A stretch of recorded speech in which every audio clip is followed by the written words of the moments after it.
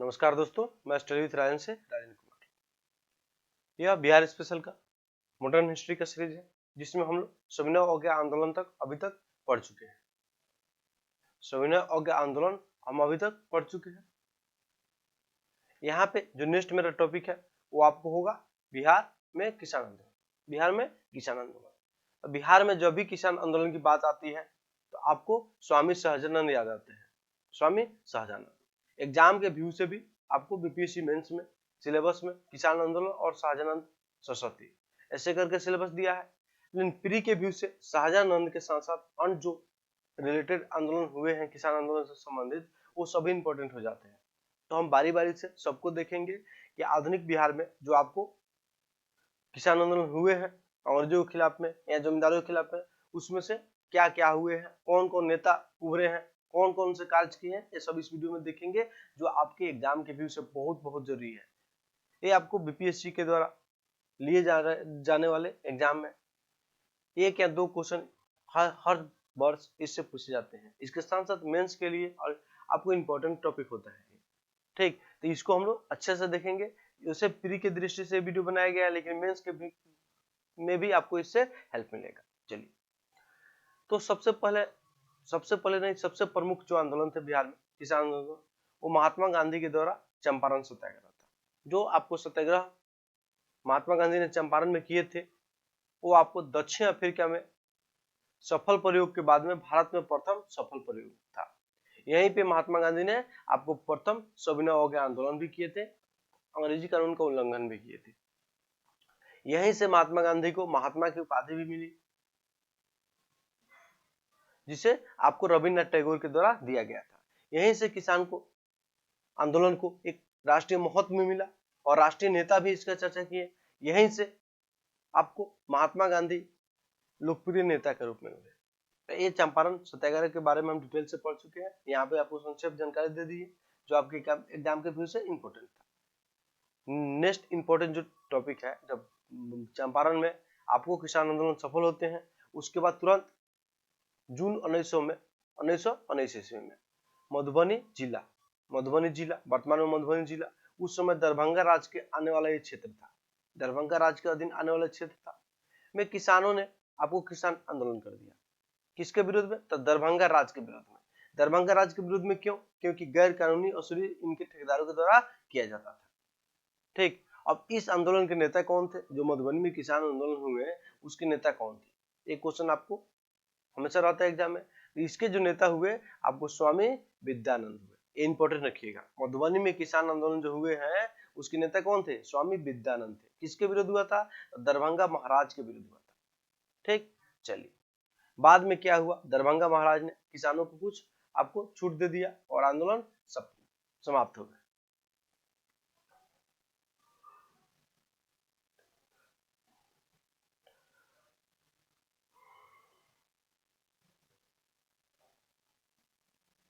आंदोलन समाप्त हो गया।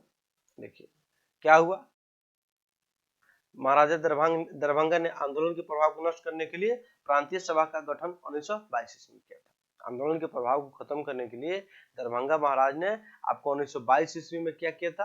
आपको प्रांतीय किसान सभा का गठन किया था। ये भी बात आप लोग याद रख लेते हैं यहाँ से। ठीक, उसके बाद किसानों के मुख्य प्रवक्ता के रूप में मान्यता भी दिया गया इसे प्रांतीय सभा को। कालांतर में किसानों के कुछ मांगों को स्वीकार कर लिया गया तथा आंदोलन सीमित हो गए। मतलब कि सीधे है कि विद्यानंद के द्वारा जो मधुबनी क्षेत्र में किसान आंदोलन किए गए थे दरभंगा महाराज के विरोध में, इसके दबाने का प्रयास दरभंगा महाराज के द्वारा किया गया जिसके उद्देश्य से आपको प्रांतीय सभा का गठन किया गया। ऐसे किसान लोगों के प्रमुख प्रवक्ता, मतलब जो भी किसान का मुद्दा होगा यहीं से उभर के आएगा, इसी को मान्यता दिया जाएगा, का गठन भी कर दिया। लेकिन बाद में जो विद्यानंद के द्वारा आंदोलन किए गए थे उनके मांगों को कुछ स्वीकार कर लिया गया और यह आंदोलन धीमा पड़ गया। ये बात यहाँ से इंपॉर्टेंट है। आगे हम चलेंगे, आगे जो आपके लिए इंपॉर्टेंट होगा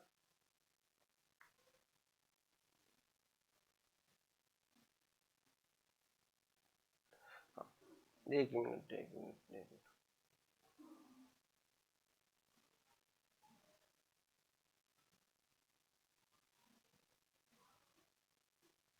नेक्स्ट जो बिहार में प्रमुख किसान आंदोलन होते हैं उसमें आपको हम देखते हैं सबसे इंपॉर्टेंट यहाँ पे देखिए दिसंबर दिसंबर आपको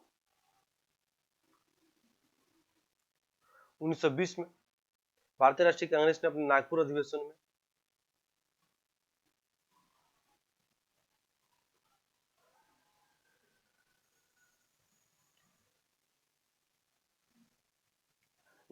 कर नहीं दो प्रस्ताव पारित किया था, जिसका सारण जिला में गंभीर प्रभाव पड़ा। तो जो आपको नागपुर अधिवेशन में कर नहीं दो और असहयोग आंदोलन के दौरान प्रस्ताव पारित किया गया था, उसका आपको बिहार के क्षेत्र में महत्वपूर्ण प्रभाव पड़ा। ठीक, और बिहार के सारण जिला जो था में एक कर नहीं दो आंदोलन जो नागपुर प्रस्ताव के द्वारा लाया गया था, असहयोग आंदोलन के दौरान खूब चला। ये बात याद रखिएगा कि कर नहीं दो प्रस्ताव का सफल आयोजन किस जिला में हुआ था, तो वो सारण जिला था। आगे हम आते हैं, नेक्स्ट किसान आंदोलन जो होगा वो होगा बिहार के मुंगेर में 1922-23 ईस्वी में मोहम्मद शाह जुबैर इंपॉर्टेंट है की अध्यक्षता में किसान सभा का गठन किया गया। ये बात याद रखिएगा कि 1922 ईस्वी में आपको शाह जुबैर के द्वारा किसान सभा का गठन किया गया था। ठीक है, जिसकी अध्यक्षता स्वयं इन्होंने ही किया था। कहाँ के रहने वाले थे शाह जुबैर? तो मुंगेर के। अतः ये किसान सभा का गठन कहाँ किया गया? मुंगेर में। श्री कृष्ण सिंह जो थे इसके उपाध्यक्ष थे। ये क्वेश्चन आपको बनेंगे, इंपॉर्टेंट है, पूछा भी किया है एक बार। ठीक, चलिए नेक्स्ट हम टॉपिक की तरफ बढ़ेंगे। नेक्स्ट टॉपिक आपका होगा, उसमें आपको गठन किया श्री कृष्ण सिंह इसको उपाध्यक्ष थे और सिद्धेश्वरी चौधरी और नंद कुमार सिन्हा सचिव थे। इतना इंपॉर्टेंट नहीं है। तो मुंगेर में एक किसान आंदोलन हो गए। उसके पहले आपको मधुबनी में हम लोग किसान आंदोलन दरभंगा महाराज के विरुद्ध में हम देख लिए थे। अब देखिए क्या होते हैं, ये किसान आंदोलन अभी छोटे स्तर पे थी बिहार में, छोटे स्तर पे आंदोलन था, इसका कोई बड़ा प्रभाव नहीं था, इसका कोई बड़ा प्रभाव नहीं था। जब बिहार में स्वामी शाहजानंद आते हैं उसके बाद से बिहार में किसान आंदोलन जोर शोर से शुरू होते हैं। अब सीधे बात है, स्वामी शाहजानंद कहाँ के रहने वाले थे? तो ये थे उत्तर प्रदेश के रहने वाले। कहाँ के थे? वर्तमान उत्तर प्रदेश के रहने वाले थे। इनकी कर्म भूमि जो थी बिहार को बनाया इन्होंने, बिहार को अपना कर्म भूमि बनाया।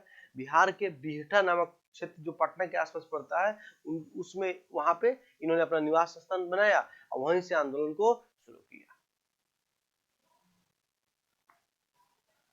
वहीं से आंदोलन शुरू किया।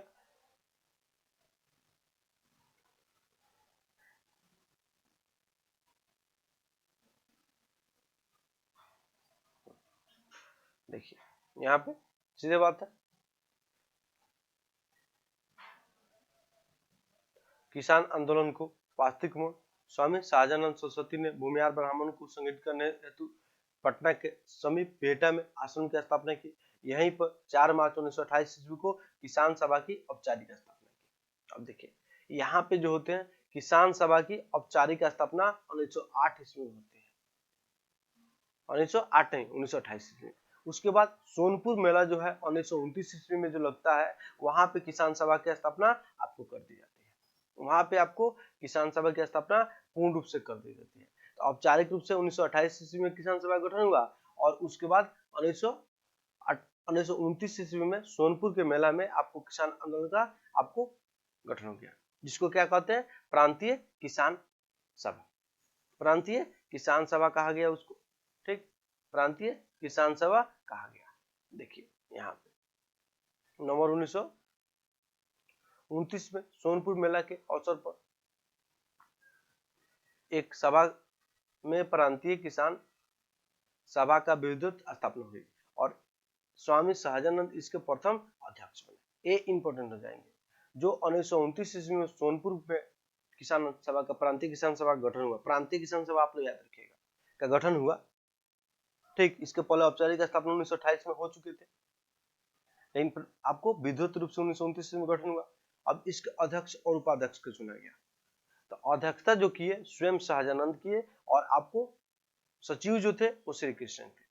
ठीक, इसके पहले जो मुंगेर में किसान सभा गठन किया गया था मोहम्मद शाह जुबैर के द्वारा, वहां पे अध्यक्षता मोहम्मद शाह जुबैर साहब थे और उपाध्यक्ष जो थे वो कौन थे? उपाध्यक्ष जो थे आपको कौन थे? उपाध्यक्ष श्री कृष्ण सिंह थे। नेक्स्ट आगे हम बढ़ेंगे।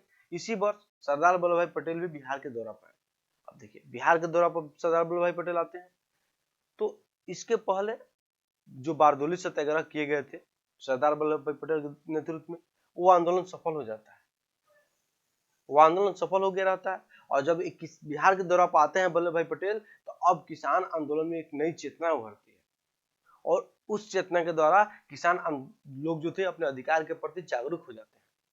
ठीक इसी बीच क्या होता है, 1930 ईस्वी में आपको सविनय अवज्ञा आंदोलन होते हैं, जिसमें आपको महात्मा गांधी या अन्य आंदोलनकारी के आह्वान पर किसान लोग भी सम्मिलित होते हैं और किसान लोग अपना सहयोग देते हैं। इसमें अनेकों प्रकार के आपको आंदोलन चला के, जैसे बिहार में कर नहीं तो आंदोलन चला था, चौकीदारी कर के विरोध में आंदोलन चला था, याद है, हम पढ़ाए थे पिछले वीडियो में। ये आंदोलन आपको इसी किसान आंदोलन का ही परिणाम था कि सविनय अवज्ञा आंदोलन के दौरान आपको बिहार में चौकीदारी कर न दो आंदोलन चला था, जिसमें बिहार में आपको छपरा और मोतिहारी जिला, पूर्वी चंपारण जिला अग्रणी था। चलिए आगे हम बढ़ेंगे।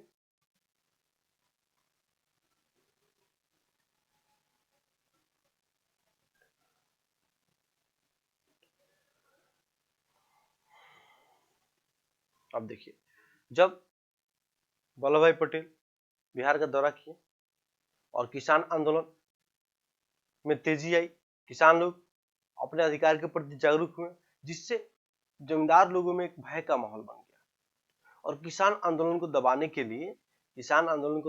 लिए उन्होंने आपको एक पॉलिटिकल पार्टी बनाई, जिसका नाम क्या था, यूनाइटेड पॉलिटिकल पार्टी। ये बात आप याद रखिएगा कि स्थापना कब किया गया, 1932 ईस्वी में।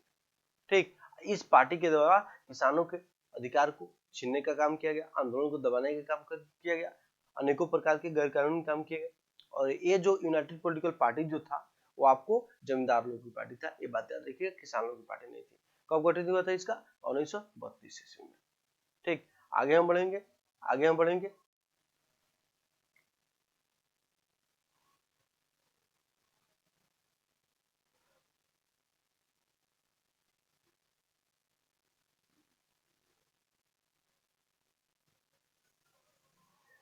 अब देखिए आंदोलन जमींदार के द्वारा आपको यूनाइटेड पॉलिटिकल पार्टी बना दिया गया। उसके बाद कुछ इंपॉर्टेंट फैक्ट देखते हैं, फिर आते हैं मेन बात पे आते हैं। यहाँ पे आप लोग देखिएगा बिहार में जो किसान आंदोलन हुए हैं, तो विभिन्न क्षेत्र में अलग अलग व्यक्ति के द्वारा नेतृत्व किया गया, क्षेत्रीय नेता भी उभरे हैं इसके, तो उनके नाम और क्षेत्र आपको याद रखना होगा।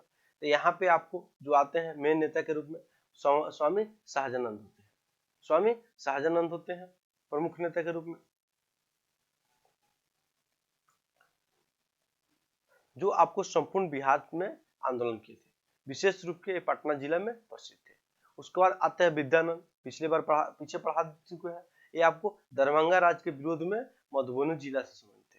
उसके बाद आते हैं हम लोग करयानंद शर्मा, ये आपको मुंगेर जिला का बढ़ैया ताल क्षेत्र से प्रसिद्ध है। बढ़ैया ताल जो है आपको 1937-38 के बीच में आपको बर्खास्त भूमि के आंदोलन के लिए प्रसिद्ध था। ठीक अब बर्खास्त भूमि होता क्या है, इसको हम यहाँ पे बताते हैं। देखिए बर्खास्त भूमि क्या है, तो बर्खास्त भूमि वैसे भूमि होती हैं जो कर नहीं देने के कारण अंग्रेज लोग उस भूमि को जमींदार लोग उस भूमि को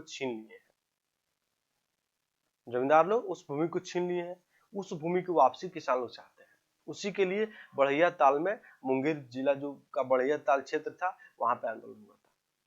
ठीक जिसके नेतृत्व कौन किए थे, तो करयानंद शर्मा किए थे। ये सभी लोग किसान आंदोलन से जुड़े हुए नेता हैं, जैसे स्वामी सहजानंद बता दिए, विद्यानंद बता दिए, करयानंद शर्मा बता दिए, और नेक्स्ट नाम जो है आपको राहुल साकृत्यायन, ये आपको अनवारी क्षेत्र से संबंधित थे। कहां से संबंधित थे, तो अनवारी क्षेत्र से। ये बात आप लोग याद रखिएगा। चलिए नेक्स्ट हम बढ़ेंगे।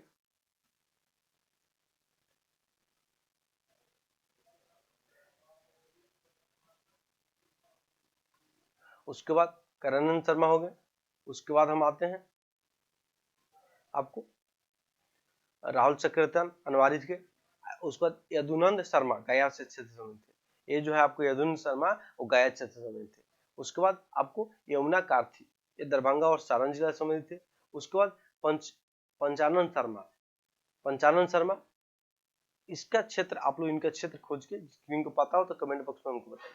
ठीक, चलिए तो ये सभी किसान आंदोलन से जुड़े हुए नेता हैं, आप लोग को सबका नाम याद रखना होगा। एक सबसे पहले स्वामी कौन है, तो स्वामी सहजानंद, उसके बाद आते हैं विद्यानंद, उसके बाद आते हैं हम लोग कार्यानंद, उसके बाद हम आते हैं आपको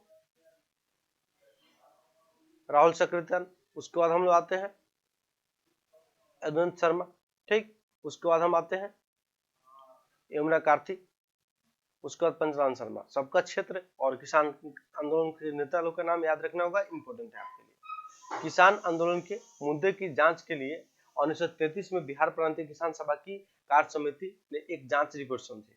अब देखिए 1932 ईस्वी में आपको political party United political party का गठन कर दिया गया था जमींदार लोगों के द्वारा, और इधर किसान आंदोलन भी अपने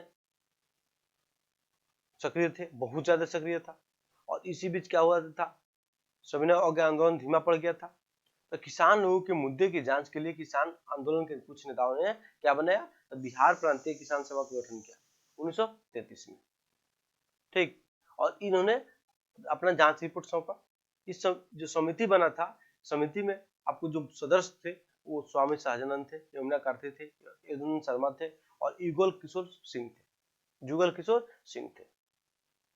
जांच समिति के सदस्य सर्वप्रथम गया जिले के अनेक गांवों में गए और वहां किसानों लोगों से भेंट किया, क्योंकि वहां पे जमींदार लोगों के द्वारा किसानों के साथ जातीय किया गया था और उनका शोषण बहुत अधिक मात्रा में किया जा रहा था। गांव में गए, गया जिले के अनेक गांव में गए और वहां किसानों के संबंध में जो कुछ देखा उसे किसानों की दयनीय दशा का इतिहास नामक किताब के रूप में प्रकाशित किया। अब देखिए यहाँ पे आपके लिए इंपॉर्टेंट हो जाएगा, क्या इंपॉर्टेंट हो जाएगा दोस्त, यहाँ पे आपके लिए इंपॉर्टेंट हो जाएगा किसानों की दयनीय दशा का इतिहास। 21 जिले के किसान के बारे में दर्शाता है, गया के। ठीक है, गया के एक किसान आंदोलन के लिए गठित समिति के लोगों के द्वारा इसको प्रकाशित किया गया था। ये बात याद रखिएगा। किसान आंदोलन के नेता नहर शुल्क में कमी पर जोर दे रहे थे, यहीं पे कहाँ पे, गया में। शाहाबाद के किसान में नहर शुल्क के विरुद्ध बहुत ही उत्तेजना थी और गया का पड़ोसी क्षेत्र है, आसपास में पड़ता है, यहाँ पे भी आपको नहर शुल्क के लिए बहुत ज्यादा उत्तेजना था। कहाँ पे, तो शाहाबाद में। ठीक, ये बात आप लोग याद रखिएगा। आगे हम लोग बढ़ते हैं।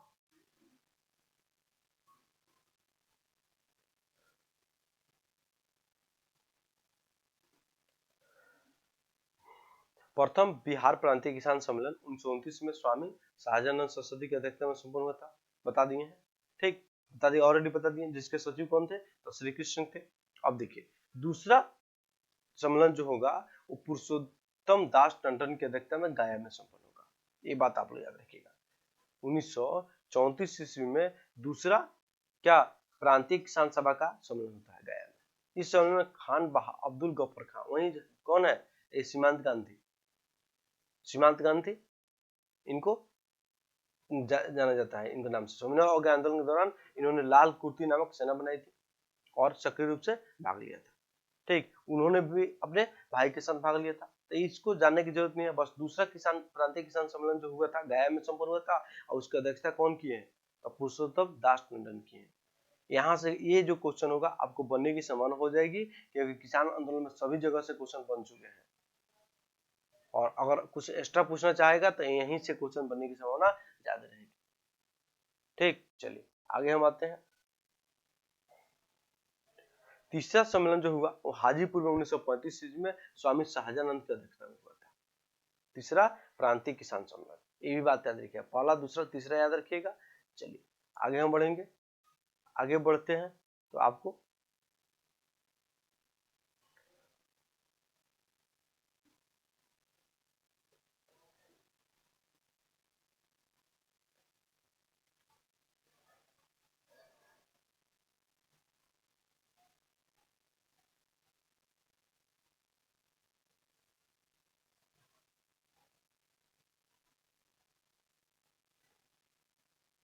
इस सम्मेलन में जमींदारी प्रथा हटाने का प्रस्ताव स्वीकृत किया गया था। ये भी इंपॉर्टेंट लाइन आपके लिए हो जाएगा कि किस सम्मेलन में जमींदारी प्रथा हटाने की बात की गई थी। वो सम्मेलन था आपको तृतीय प्रांतीय किसान सभा, ठीक है, जो आपको 1935 ईस्वी में हाजीपुर में हुआ था। कहाँ पे? हाजीपुर में, ठीक, हाजीपुर में संपन्न हुआ था। और इसका अध्यक्षता कौन किए थे? तो स्वामी शाहजानंद किए थे। यहीं पे आपको क्या हुआ था? तो इसी सम्मेलन में जमींदारी प्रथा हटाने की बात की गई थी। ठीक, चलिए नेक्स्ट आते हैं 1936 में अखिल भारतीय किसान सभा का गठन हुआ। मोस्ट पीवीआई आपके लिए 1936 में क्या हुआ था? तो अखिल भारतीय किसान सभा का गठन हुआ था, जिसका अध्यक्षता स्वामी शाहजानंद किए थे। बहुत ज्यादा इंपोर्टेंट। और महासचिव कौन थे? तो आपको एजी रंगत किए थे। और ये अध्यक्षता कहाँ हुआ था? तो लखनऊ में हुआ था। कहाँ पे? तो लखनऊ में। ये बात आप लोग याद रखिएगा, ठीक। प्रथम जो अखिल भारतीय किसान सम्मेलन हुआ था, कहाँ पे हुआ था? तो लखनऊ। कहाँ पे? तो लखनऊ। कौन अध्यक्षता किए थे? तो स्वामी शाहजानंद। सचिव कौन थे? एजी रंगा। ये बात आप लोग याद रखिएगा, ठीक। चलिए आगे हम बढ़ेंगे।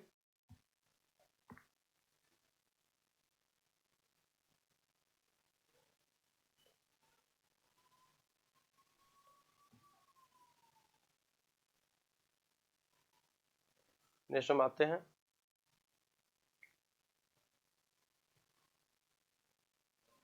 1936 में करण शर्मा के नेतृत्व में मुंगेर जिला के बड़े ताल में बिहार प्रांतीय किसान सभा ने जमींदारी उत्पीड़न के विरोध में संघर्ष शुरू किया। आपको बता दिए ऑलरेडी, इसके बारे में बता दिए। उसके बाद हम आते हैं 1936 तक बिहार में किसान सभा में 45 मतलब 25 कितना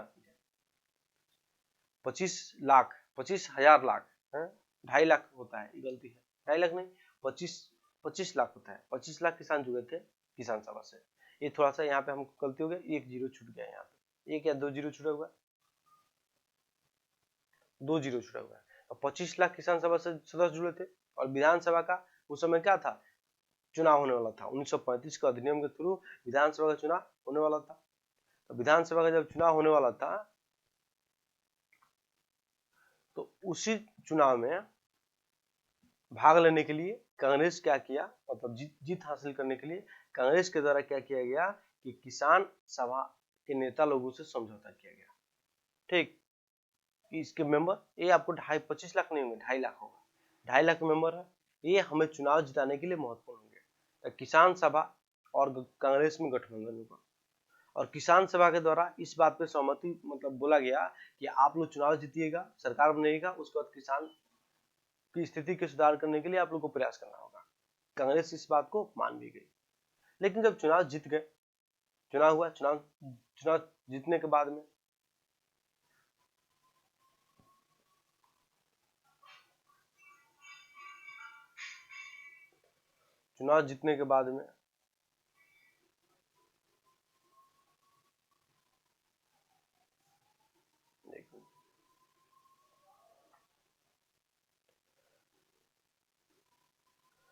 किसान सभा तथा कांग्रेस के बीच समझौता हुआ, लेकिन जमींदारी कानून को लेकर दोनों में मतभेद हो गया।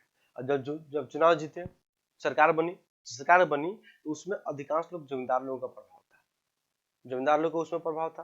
तो जमींदार लोगों के प्रभाव के कारण यह जो चुनाव के पहले वादा किया गया था, कांग्रेस उससे मुकर गई, जिससे किसान सभा और कांग्रेस में मतभेद पड़ गया। किसान सभा और कांग्रेस में मतभेद पड़ गया। उसके बाद आपको इसी सभी कारणों से किसानों ने प्रत्यक्ष कार्रवाई का रास्ता अपना लिया। अपना अंग्रेज सहयोग कर रहे थे, इनका अंग्रेज तो विरोधी थे, कांग्रेस के द्वारा भी सहयोग नहीं किया जा रहा था।